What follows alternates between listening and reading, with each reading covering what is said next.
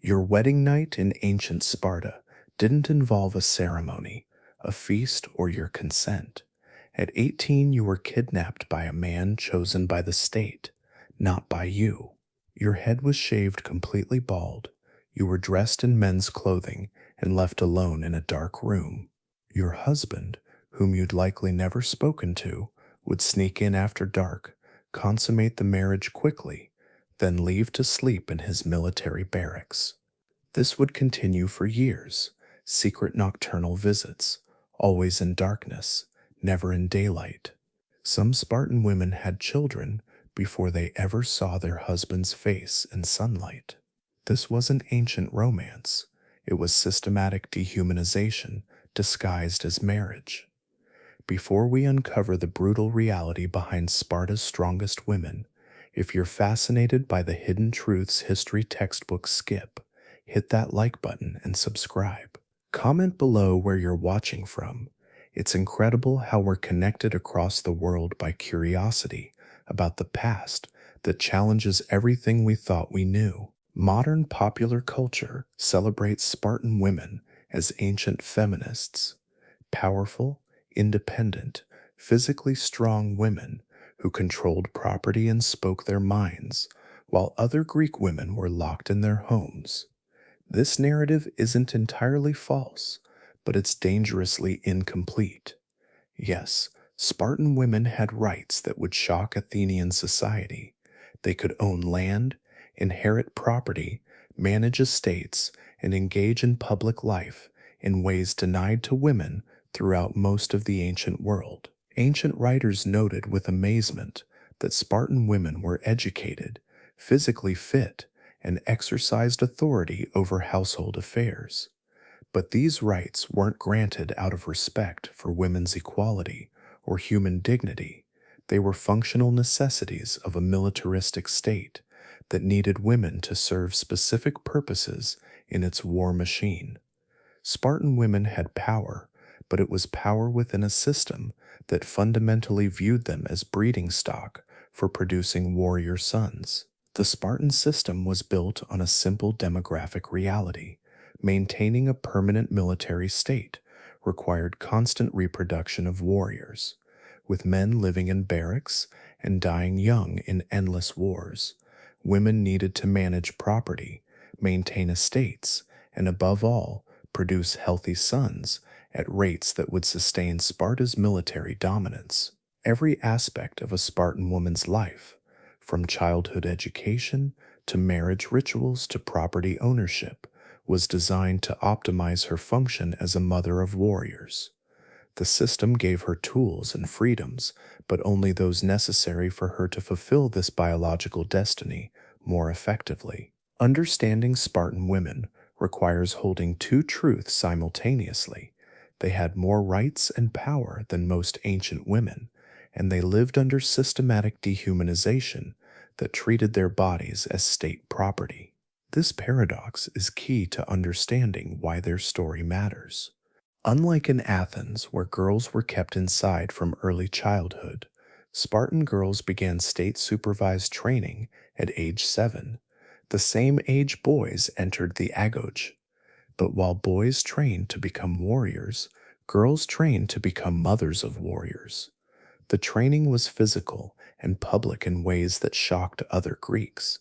Spartan girls participated in gymnastics, running, wrestling, and javelin throwing. They competed in public festivals, sometimes against boys, demonstrating physical prowess that violated every Greek norm about feminine modesty and weakness.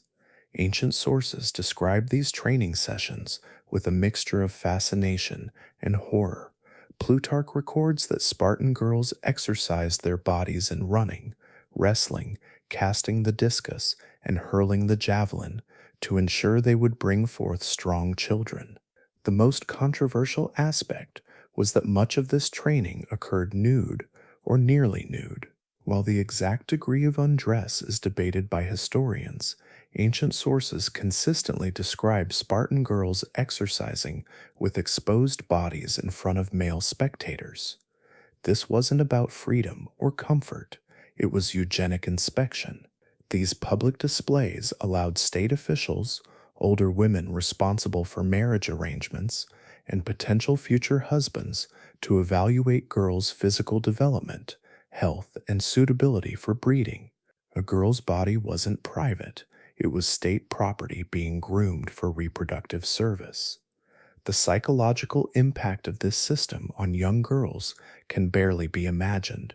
From age 7, they learned that their bodies existed for public evaluation, that their value lay in physical strength and reproductive potential, that their childhood was preparation for the single role that would define their adult lives, mother of warriors. Training also included education. Spartan women were literate and educated in ways rare for ancient women, but even this education served the eugenic project. Educated mothers could better raise warrior sons, could manage estates while husbands were at war, could maintain the cultural values that made Sparta's system function. Spartan marriage operated according to principles radically different from other Greek city-states, but the differences served the state's reproductive agenda rather than women's welfare. First, Spartan women married later than other Greek women, typically around 18 compared to 13-15 in Athens. Modern interpretations celebrate this as progressive, but the motivation was purely eugenic. Older brides produced healthier babies, reducing infant mortality and increasing the supply of viable warrior candidates. The marriage ritual itself reveals the system's true nature, called marriage by capture or marriage by rape. The ceremony began with ritualized kidnapping. The bride would be seized, sometimes by prearrangement, sometimes with an element of genuine surprise, and taken to the home of her husband's mess group. There, female attendants would shave her head completely bald and dress her in men's clothing, a chiton and cloak identical to what young men wore. She would be left alone in a dark room with no lights, no windows, no company. Her new husband, who had been living in military barracks since age 7 and would continue to do so for years after marriage, would visit under cover of darkness. Ancient sources describe these visits as quick, furtive, almost shameful encounters. The husband would enter the dark room, consummate the marriage, and leave immediately to return to his barracks before dawn. This pattern would continue for years. Some sources suggest that Spartan couples might not cohabitate fully until the husband reached age 30 and completed his military service.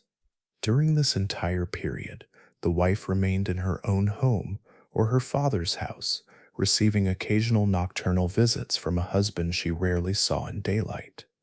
Plutarch records that some Spartan women became mothers and even had several children before they ever saw their husband's face clearly in daylight. The darkness wasn't romantic, it was dehumanizing, reducing marital intimacy to its purely reproductive function, while maintaining the husband's primary loyalty to his military unit rather than his wife.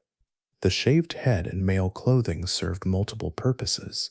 Some ancient sources suggest it was meant to ease the transition for young Spartan men accustomed to the company of boys in the agoge, helping them perform sexually despite inexperience with women. Others argue it symbolically transformed the bride from girl to wife through masculinization, since Spartan ideology associated strength and virtue with masculinity.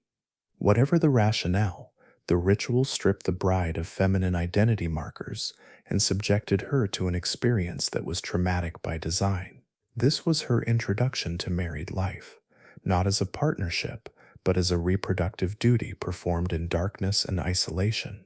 Perhaps no aspect of Spartan marriage shocked other Greeks more than the practice of wife-sharing, what ancient sources call approved adultery or eugenic wife-lending. Plutarch describes the system with ethnographic detail that suggests it was well-established custom rather than rare aberration. If an older Spartan man admired a younger man's wife for her beauty, health, and good character, he could approach the husband and request permission to have children with her. The husband would typically agree. Refusing such a request might suggest he was putting personal jealousy above Sparta's need for healthy warrior offspring, a serious violation of civic duty. The wife's consent was not required or even considered relevant.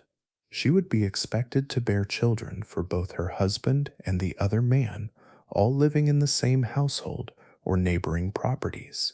Similarly, if a young man admired an older married woman known for producing strong, healthy children, he could request her husband's permission to father children with her without going through the formality of a separate marriage. Again, this was presented as civic virtue, sharing access to proven mothers to maximize warrior production. Some Spartan women, according to Plutarch, had children by 3 or 4 different fathers, all with legal sanction and social approval. The children were considered legitimate, regardless of biological paternity, because what mattered was not who fathered them, but whether they became good warriors. This system reveals the core truth about Spartan women's situation. Their bodies were community property, resources to be allocated by men for optimal eugenic outcomes. The woman's feelings, preferences, or dignity were irrelevant to calculations about bloodline improvement and warrior production. Ancient sources present this practice as evidence of Spartan rationality and freedom from petty jealousy. Modern scholars recognize it as systematic sexual exploitation disguised as civic virtue. Women had no agency in these arrangements. They were breeding stock to be shared among men deemed worthy of reproduction. The physical training of Spartan women remains one of the most discussed and misunderstood aspects of their society. Modern interpretations often present this as proto-feminism. Finally, ancient women who weren't locked indoors, who developed strong bodies, who competed athletically. The reality was more complex and more sinister. Spartan girls did indeed train physically from age 7, participating in running, wrestling, discus throwing, and javelin competitions. They developed athletic bodies that other Greeks found shocking and unwomanly, but this training served eugenic purposes, not women's empowerment. Strong mothers supposedly produced strong sons. Physically fit women had easier childbirth with lower mortality rates. Athletic competition allowed evaluation of which girls had the best reproductive potential. The most controversial element was the nudity. Ancient sources consistently describe Spartan girls and women exercising nude or nearly nude in public spaces, visible to male citizens. Plutarch mentions that unmarried girls participated in processions and dances naked in the presence of young men.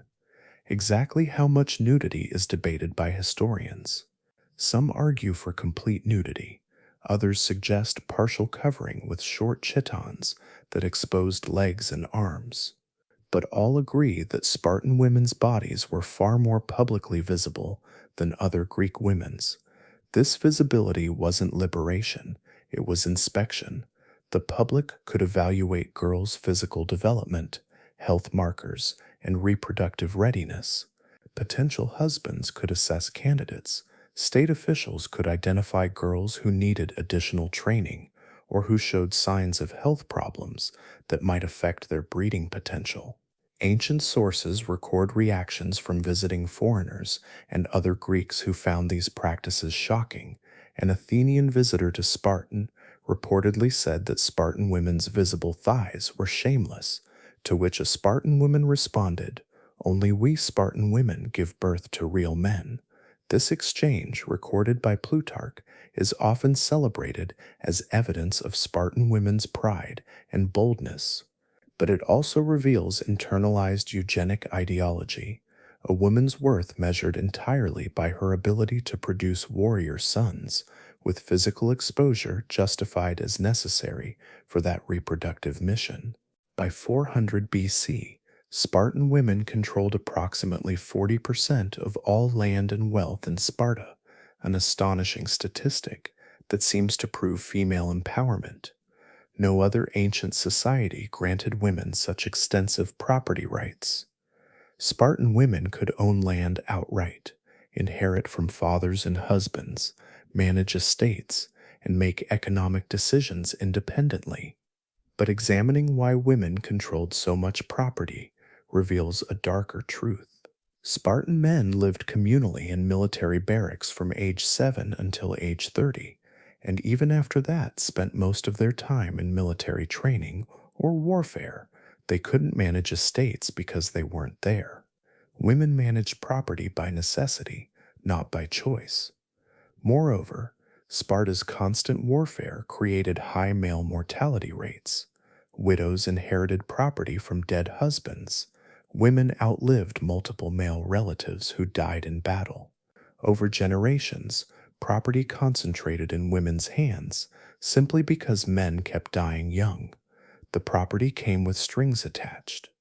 Women were expected to use their wealth to support their husband's mess group, contribute to military expenses, and ultimately produce sons who would become warriors to defend Sparta's system.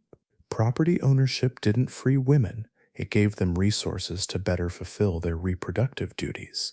If a woman failed to produce healthy sons, her husband could legally take a second wife or share her property with another man for breeding purposes. The property wasn't truly hers, it was held in trust for the next generation of warriors. Ancient sources record that by the 4th century BC, Sparta's citizen population was in crisis decline. One contributing factor was women's reluctance to have large families, despite their property wealth. Some modern scholars interpret this as resistance, women using their economic power to limit reproduction that had been forced on them. But this resistance, if that's what it was, came at tremendous personal cost and didn't fundamentally challenge the system. Women could own property, but they couldn't use it to escape their role as mothers of warriors or to reimagine their purpose beyond reproduction. The Spartan system couldn't function without women policing women. Older Spartan women, particularly those who had successfully raised warrior sons, wielded significant informal power in enforcing eugenic ideology and marriage arrangements. These elder women supervised girls' physical training, evaluated their development, and made decisions about marriage pairings. They served as matchmakers, but their criteria weren't compatibility or mutual affection.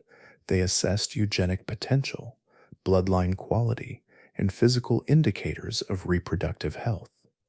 During childbirth, older women controlled the process entirely. They determined whether newborns were healthy enough to raise or should be exposed, left to die. Male infants who appeared weak, deformed, or otherwise unsuitable for warrior training were taken to the apothetai, a chasm where they were abandoned. But older women also evaluated female infants. Girls who showed signs of physical problems that might affect future reproduction faced exposure as well. The system's cruelty was administered by women against women, with senior mothers deciding which baby girls would grow up to become the next generation of mothers. These older women also enforced social norms through public shaming. Spartan culture celebrated mothers of warriors who died in battle and mocked those whose sons survived through perceived cowardice. The famous phrase, "return with your shield or on it," was reportedly spoken by mothers to sons departing for war.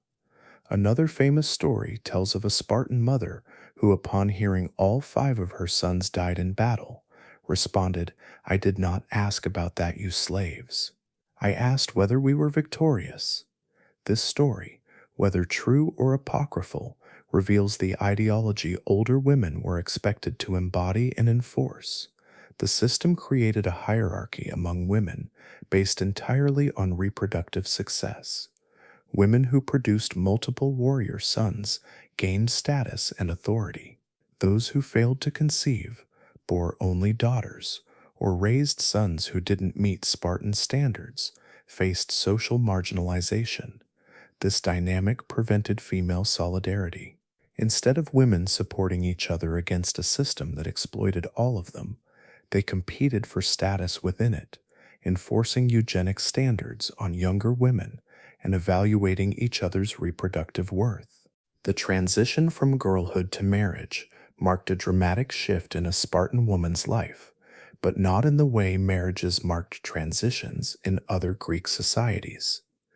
In Athens, marriage moved a girl from her father's household to her husband's, changing her guardian, but not fundamentally her restricted domestic role. For Spartan women, marriage represented the culmination of childhood training and the beginning of their true purpose, reproduction. Everything they had learned, every physical skill they had developed, every eugenic evaluation they had endured, led to this moment when they would finally serve the function for which the state had prepared them. But the transition was designed to be traumatic and disorienting. The ritualized kidnapping, head shaving, cross dressing, and darkness of the wedding night weren't romantic traditions. They were psychological mechanisms for breaking down a young woman's sense of self and remaking her identity as a wife and future mother. The shaved head was particularly significant. Hair was a central marker of feminine identity in ancient Greece. Long, carefully arranged hair distinguished women from men and girls from matrons. Shaving a bride's head symbolically stripped away her maiden identity, leaving her vulnerable and remade. The male clothing similarly confused gender markers. For years, Spartan girls had trained their bodies to be strong and athletic, qualities Greeks associated with masculinity. Now, dressed actually in men's clothing, the bride existed in a liminal space between genders, neither maiden nor matron, neither child nor woman, but something being transformed through ritual. The darkness added another layer of disorientation. Humans rely on sight to orient themselves in space and recognize others. Removing visual cues made the wedding night a disembodied experience, further separating the bride from her sense of self and agency. Modern psychological understanding of trauma helps explain why this ritual worked. By overwhelming the bride with contradictory and disorienting experiences, capture, transformation, isolation, darkness, intimacy with a stranger, the system created conditions for breaking down psychological resistance and establishing new behavioral patterns. The young husband participated in this traumatic system as both perpetrator and victim. He too had been shaped by the agoge, trained since age 7 to prioritize military brotherhood over family bonds, to view marriage as duty rather than partnership. His furtive nocturnal visits, his inability to live with his wife, his eventual sharing of her reproductive capacity, all of these stemmed from a system that had deformed his understanding of intimacy as thoroughly as it had his bride's. After marriage, a Spartan woman's daily life differed dramatically from other Greek wives, but not in ways that necessarily improved her situation. She didn't move into her husband's home because he didn't have a private home. He lived in military barracks. Instead, she typically remained in her father's house or had her own residence, managing property, while her husband visited occasionally for reproductive purposes. This physical separation meant Spartan wives had unusual autonomy in daily life.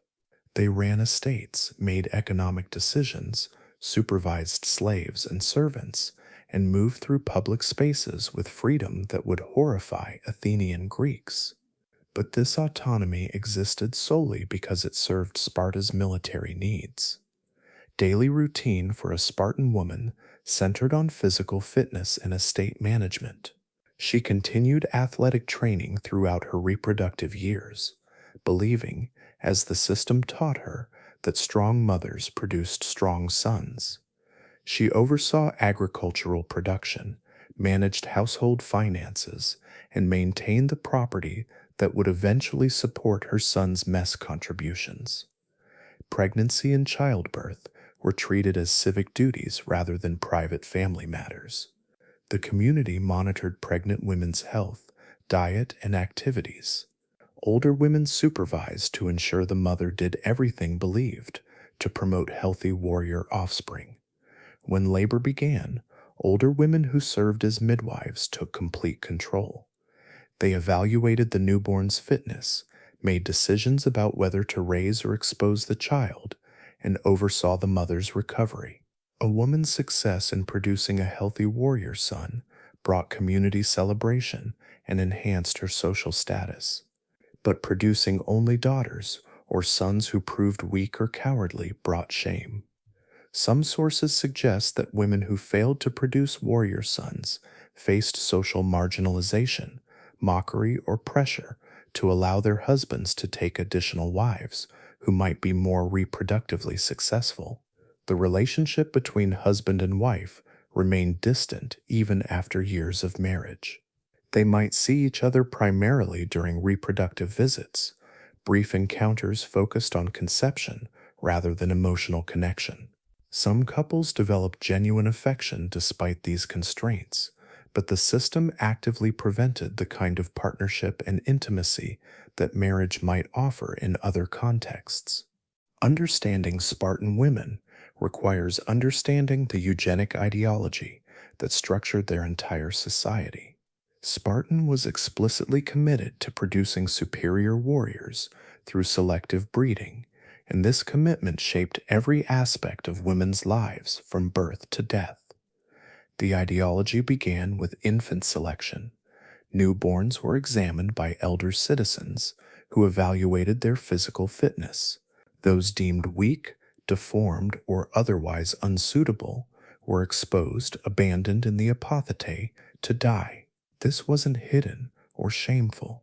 It was celebrated as rational population management. Spartan believed that environmental factors alone couldn't create warriors. Biology mattered. Therefore, only the strongest, healthiest parents should reproduce, and only the strongest, healthiest offspring should be raised. This logic applied to both sexes, though in different ways. For boys, the Agoge system tested physical and psychological fitness, selecting those who could endure harsh training and emerge as warriors. Those who failed were denied full citizen rights and became Perioikoi dwellers around, a lower social class. For girls, testing focused on reproductive potential. Physical training demonstrated strength and endurance. Public display allowed evaluation of health markers. Marriage pairings were arranged to combine bloodlines that produced successful warriors. The wife-sharing system was the eugenic ideology's logical extension.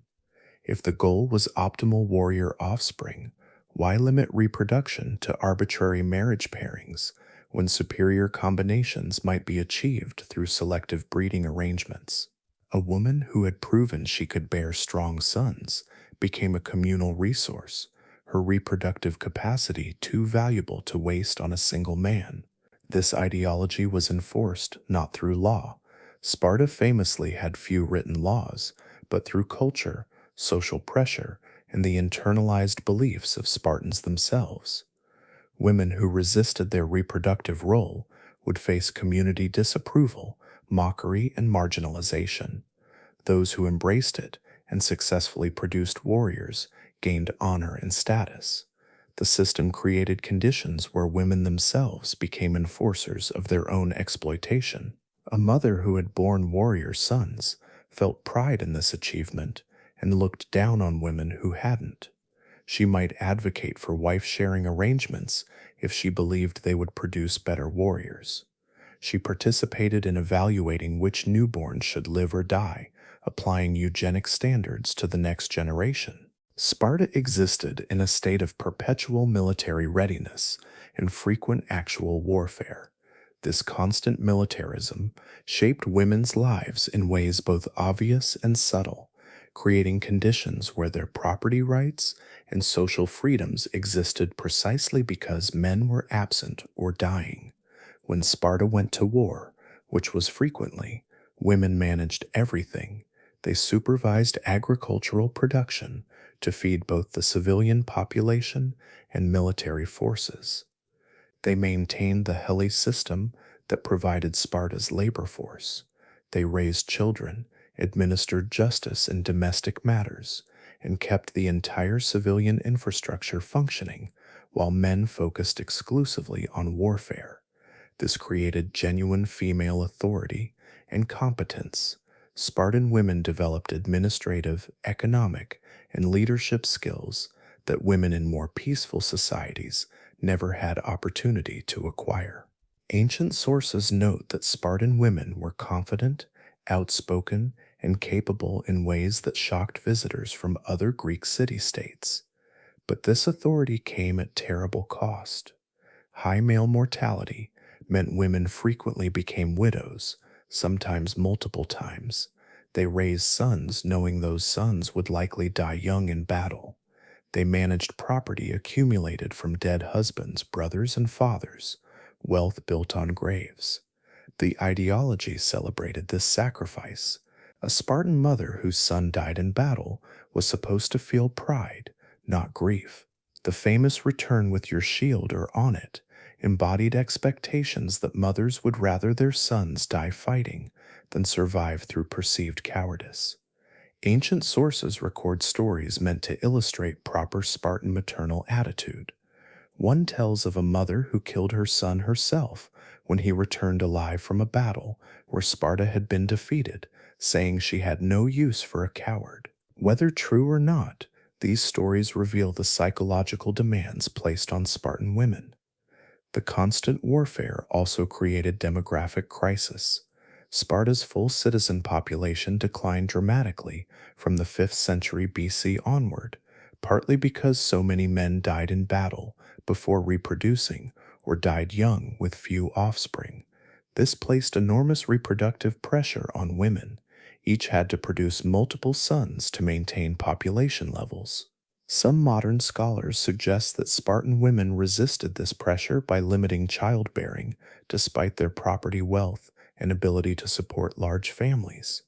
If true, this would represent one of the few areas where women exercised genuine agency against the system's demands. Ancient sources preserve fragments of Spartan women's voices, not extensive writings, but brief quotations and sayings that reveal how they spoke and thought, or at least how others believed they spoke and thought. Plutarch's Sayings of Spartan Women collects epigrams attributed to Spartan mothers, wives, and daughters. These brief statements consistently emphasize martial values, contempt for cowardice, and pride in producing warrior sons. One famous exchange, a woman sending her son to war, supposedly said, "Return with this shield or on it," meaning victorious or dead. Another told her son had died fighting well, responded, "He was my son," suggesting this was expected and appropriate. A third, hearing 5 sons had died in battle, asked only whether Spartan had won. These sayings reveal ideology, but can we trust them as authentic female voices? Probably not.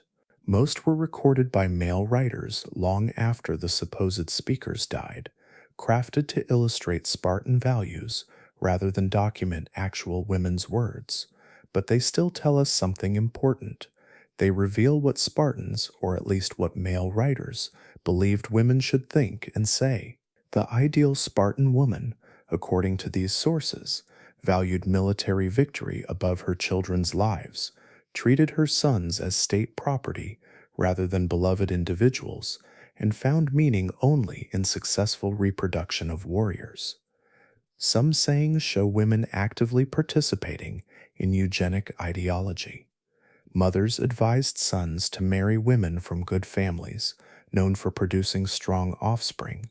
Women supposedly mocked other women whose sons proved cowardly, suggesting female competition over reproductive success. A few fragments hint at resistance or complexity. One saying attributes to a Spartan woman the observation that only Spartan women give birth to real men, which could be read as pride, but also as critique of the impossible standards placed on both sexes. The linguistic evidence also reveals how other Greeks perceived Spartan women. Athenian writers described them as too bold, shameless, ruling their husbands, and dangerously powerful. These descriptions mix accurate observation of Spartan women's unusual freedom with anxiety about what happened when women weren't properly controlled. Understanding Spartan women requires understanding helots, the enslaved population that did all agricultural and domestic labor, allowing Spartan citizens to focus on warfare and governance. This system profoundly shaped women's lives and the contradictions in their situation. Helots outnumbered Spartan citizens perhaps 10 to 1, creating constant fear of rebellion. Managing and controlling this hostile, oppressed majority required brutal tactics, including the krypteia, ritualized murder of helots by young Spartan men as part of their military training. Spartan women participated in helot exploitation, even though they themselves lived under systematic oppression. As property owners and household managers, they commanded helot laborers, benefited from helot agricultural production, and participated in the violence necessary to maintain the system. Female helots existed in perhaps the most vulnerable position in Spartan society. They faced sexual exploitation from Spartan men, labor exploitation from Spartan women, and the general brutality of the helot system.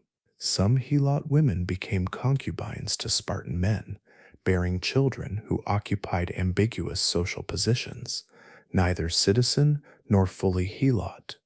This created complex hierarchies among women.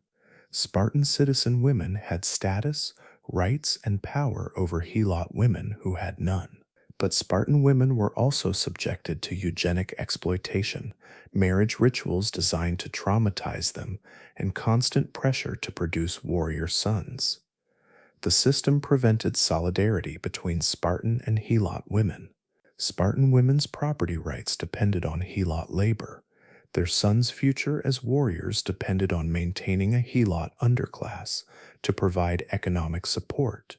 Any sympathy for helot suffering threatened the entire structure that gave Spartan women their unusual freedoms. Some ancient sources suggest relationships between Spartan and helot women, particularly in domestic contexts, where helot servants worked closely with Spartan mistresses. But these relationships existed within master-slave dynamics that fundamentally prevented equality or genuine alliance. The helot system also reveals the limits of Spartan women's power. Despite their property rights and social freedoms, Spartan women couldn't free helots, couldn't fundamentally change the economic system, couldn't reimagine Sparta without its oppressed underclass. Their agency existed only within parameters that maintained the larger structure of violence and exploitation. By the 4th century BC, Sparta's unique system was showing fatal cracks, and women's role in the decline became a subject of heated ancient debate that reveals much about how the system really worked. The citizen population was plummeting. At Sparta's peak, there may have been 8,000, 10,000 full citizens. By 371 BC, this had fallen to perhaps 1,000. By the 3rd century BC, fewer than 700 remained. This demographic collapse threatened Sparta's ability to field armies and maintain its military reputation. Ancient writers blamed women. Aristotle, writing in the 4th century BC, claimed Spartan women had become too wealthy and powerful, controlling too much property and refusing to have enough children to maintain population levels. He described Sparta as ruled by women and suggested this female dominance caused the city-state's decline. This interpretation reveals more about Aristotle's misogyny than about actual Spartan women. The demographic crisis had multiple causes: constant warfare killing men before they could reproduce, stringent citizenship requirements, and economic concentration of land in fewer hands, making it harder for men to contribute to mess groups and maintain full citizen status. but blaming women was easier than examining the system's fundamental contradictions. If women weren't having enough children, perhaps it was because decades of eugenic pressure, traumatic marriage rituals, and treatment as breeding stock had made them resistant to reproduction. If they controlled property, it was because men had structured society to require this while simultaneously dying in wars women didn't choose. Some evidence suggests Spartan women resisted reproductive pressure during this period. Despite wealth that could support large families, birth rates declined. Modern scholars debate whether this was conscious resistance, demographic accident, or simply exhaustion after generations of systematic exploitation. The decline period also saw attempts at reform. Some leaders proposed redistributing land to increase citizen numbers, but these reforms often failed partly because property owning women and their male relatives resisted redistribution that would diminish their wealth. This created bitter irony. Women defending property rights they'd gained because men were absent or dead, rights they used to resist the very reproductive demands that had shaped their lives. Their power, such as it was, finally turned against the system that had created it. Archaeological evidence provides material reality beyond ancient texts, revealing what Spartan women's lives actually looked like in physical terms. Excavations at Sparta and surrounding areas have uncovered artifacts that confirm, complicate, and challenge written sources. Bronze mirrors, cosmetics containers, and jewelry found in women's graves suggest Spartan women weren't as austere as propaganda claimed. They used beauty products, owned luxury items, and cared about appearance despite ideology emphasizing function over aesthetics. Athletic equipment and gymnasium remains confirm that physical training was real and significant. The archaeological record shows facilities where women exercised, compete, and developed the athletic bodies that shocked other Greeks. Grave goods also reveal social hierarchies among women. Some women's graves contain elaborate offerings, suggesting high status, while others have minimal goods. The variation correlates with factors modern analysis can determine. Women who likely bore children receive more elaborate burial than those who apparently didn't reproduce, suggesting that even in death, reproductive success determined worth. Inscriptions provide names and occasional details about specific women. Some identify women as mothers of distinguished warriors, suggesting this remained the primary way women were commemorated. Others mention property ownership or religious roles, confirming women's involvement in civic and economic life. The physical layout of Sparta itself reinforces written accounts. Unlike other Greek cities with private homes where families lived together, Spartan residential areas show evidence of military barracks and more scattered, smaller domestic structures, consistent with descriptions of men living communally while women managed separate households. Osteological analysis of skeletal remains shows that Spartan women had robust bone structure consistent with regular athletic training. Muscle attachment points reveal physical activity patterns different from sedentary women of other Greek cities. This physical evidence confirms that training wasn't just ideology, it shaped women's bodies in observable ways. Comparing Spartan and Athenian women reveals how different Greek societies managed gender, reproduction, and women's social roles. Neither system respected women's full humanity, but they oppressed in different ways for different purposes. Athenian women lived in relative seclusion, confined to household spaces called the gynekonites, women's quarters, and forbidden from most public activities. They married extremely young, typically between 13 and 15 years old, to men twice their age. They had almost no property rights, couldn't make legal contracts, and existed under permanent male guardianship, first their fathers, then their husbands, then their sons if widowed. An Athenian woman rarely left her home. When she did, It was for religious festivals or family funerals, always heavily veiled and chaperoned. She was forbidden from speaking to men outside her immediate family. Her education focused on household management, weaving, cooking, supervising slaves, with little literacy or intellectual training. Spartan women, by contrast, married later at around 18, exercised naked in public gymnasiums, owned and controlled property independently, and moved through public spaces freely. They were literate, educated, and outspoken in ways that horrified Athenian observers. Ancient sources record Athenian men describing Spartan women as shameless, too bold, and ruling over their husbands. By Athenian standards, Spartan women were shockingly free and powerful. But this comparison obscures a darker truth. Both systems exploited women, just through different mechanisms and for different purposes. Athenian seclusion, oppressive as it was, at least didn't subject women's bodies to eugenic inspection from childhood. Athenian girls weren't made to run naked in front of adult male evaluators. Athenian marriages, however unequal, created household partnerships where couples lived together and developed relationships. Athenian ideology, while deeply misogynistic, didn't explicitly treat women as state-owned breeding stock to be shared among men for eugenic purposes. Spartan women had more legal rights and social freedoms, but their bodies and reproductive capacity were more thoroughly controlled by state ideology. An Athenian woman was oppressed primarily by individual men, her father, her husband.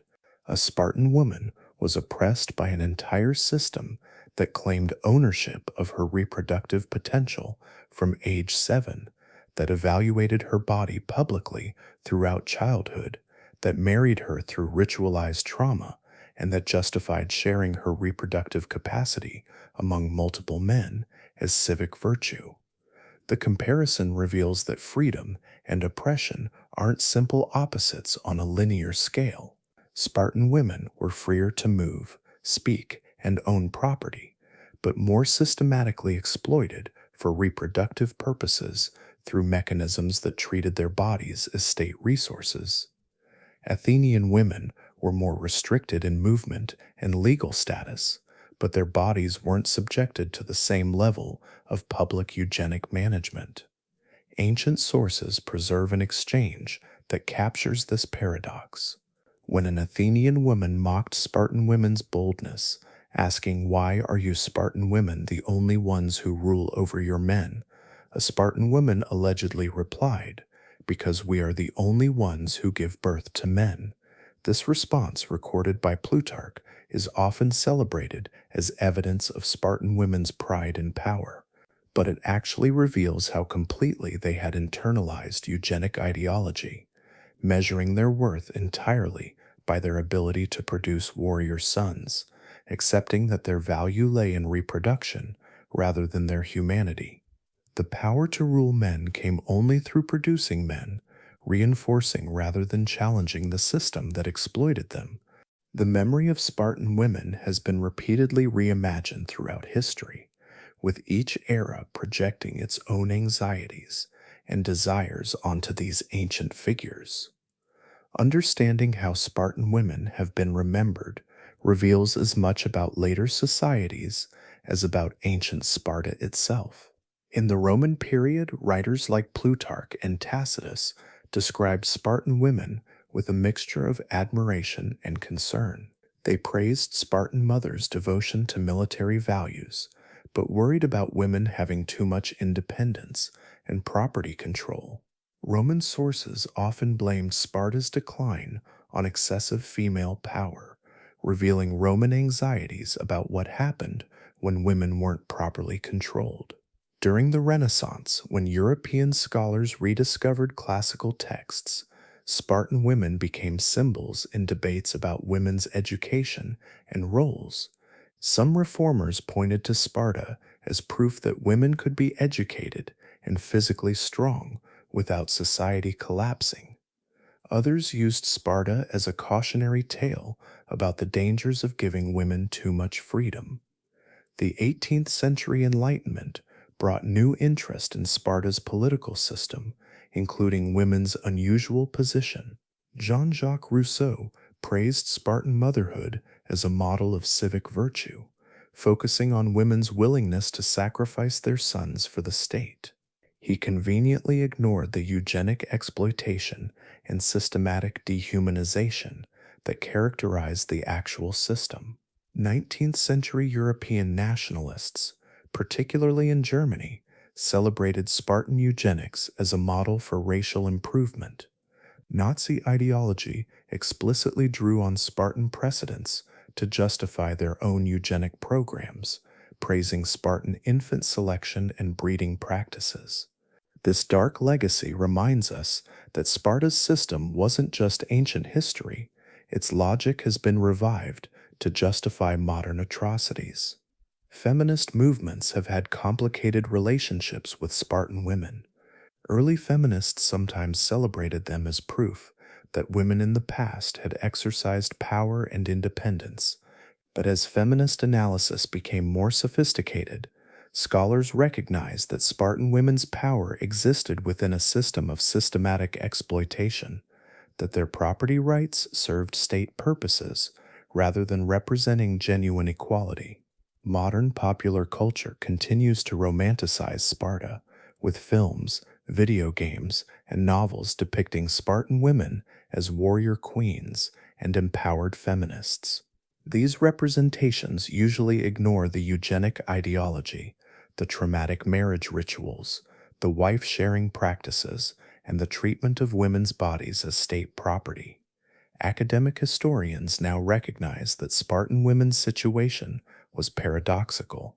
They had unusual rights and freedoms for ancient women, and they lived under systematic reproductive exploitation. Both realities are true simultaneously, and understanding requires holding both without reducing their experience to either oppression or empowerment. The archaeological evidence has been crucial in moving beyond ideological interpretations.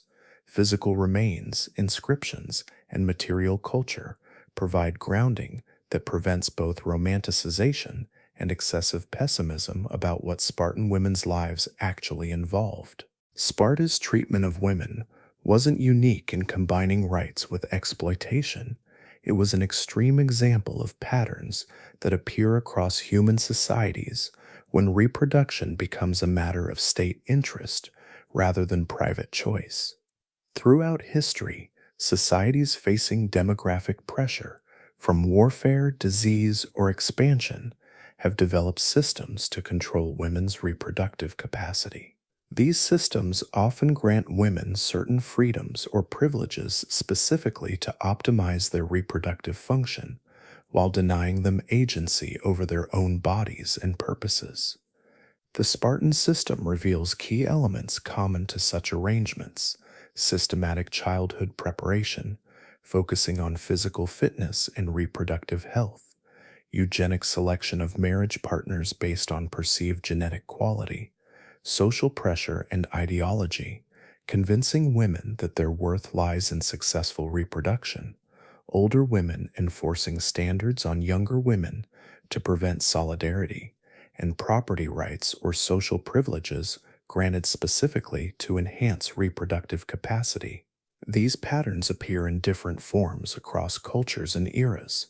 Colonial regimes, concerned about white population numbers, sometimes granted European women in colonies unusual freedoms while simultaneously controlling their reproductive choices.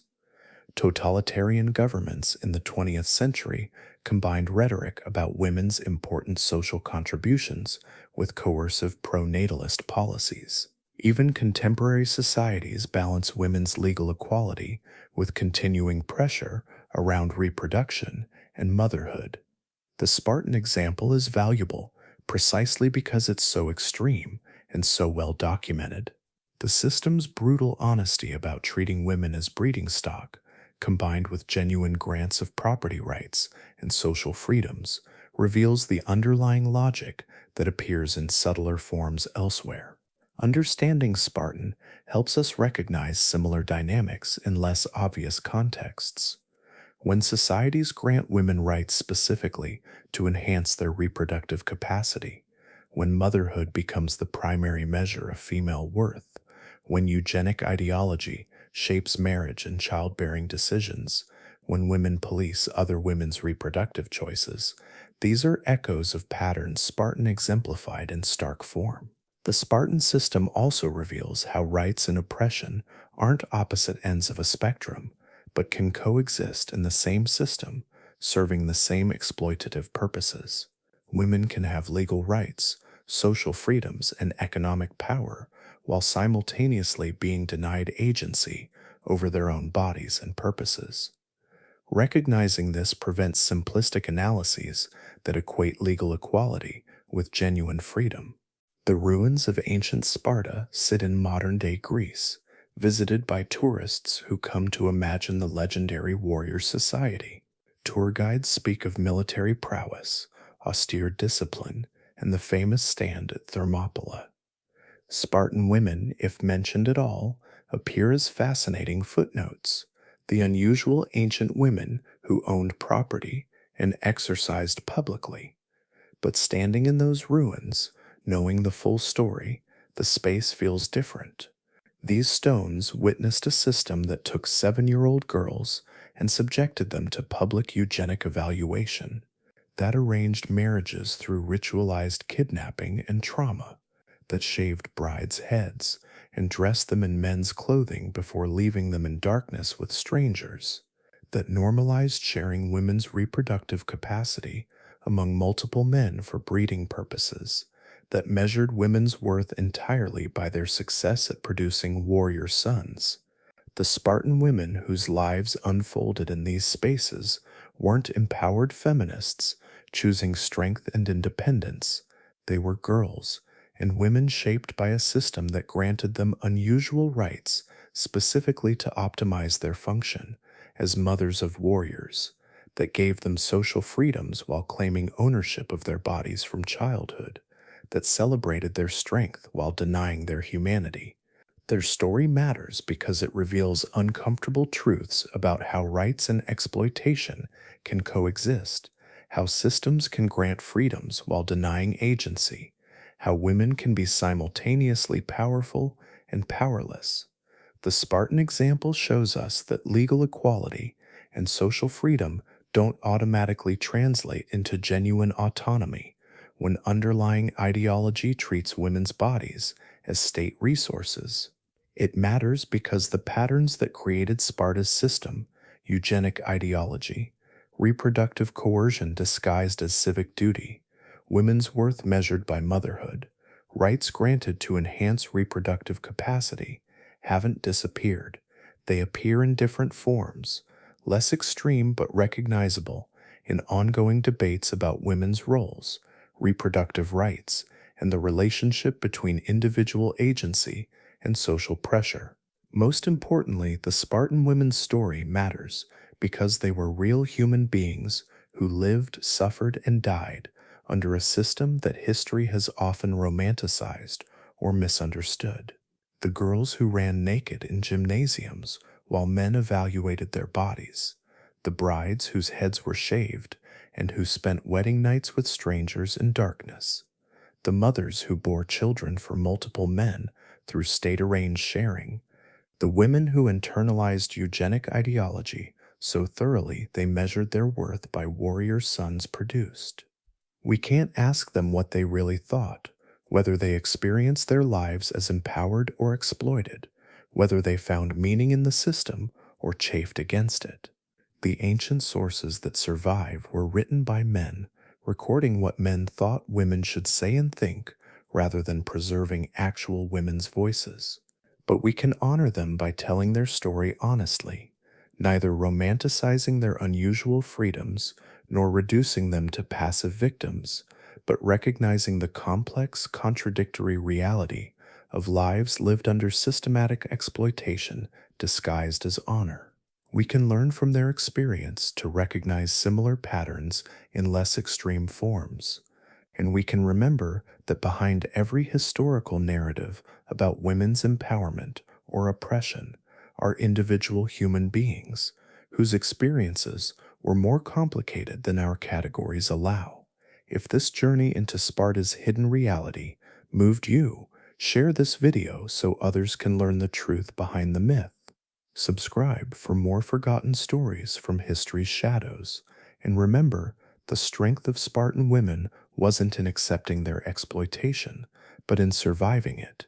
Their story deserves to be told completely, honestly, and with recognition of both their resilience and their suffering.